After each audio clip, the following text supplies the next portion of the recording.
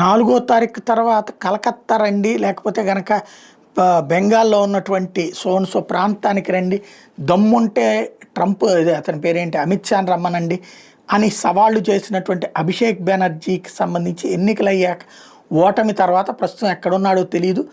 అయితే అభిషేక్ బెనర్జీ భార్యకి సంబంధించి 2 కీలకమైన అంశాలు బయటపడ్డాయి. ఆమెకి అఫీషియల్గా ఇండియన్ డాక్యుమెంట్స్ ప్రకారం 2 పాన్ కార్డులు ఉన్నాయి. వాస్తవంగా పాన్ కార్డు ఒకటే ఉండాలి ఒక మనిషికి. ఇందులో రెండిట్లలో ఫాదర్ పేర్లు వేరువేరుగా పెట్టారు అన్నది కూడా తెలియదు. రుజీరా నరూలా బెనర్జీ అభిషేక్ బెనర్జీ వాళ్ళ వైఫ్ పేరు. ఆమెకి పిఐఓ కార్డులోనేమో ఫాదర్స్ నేమ్ నిపాన్ నరుల్లా అని ఉంది.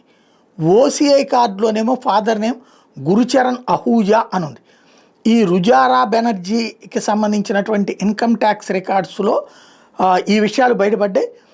పాన్ 1లో వచ్చేటప్పటికి, అలాగే పాన్ 2లో వచ్చేటప్పటికి రుజీరా నరోలా ఇన్కమ్ ట్యాక్స్ రికార్డ్స్లో వేరేగా ఉన్నటువంటి పరిస్థితి.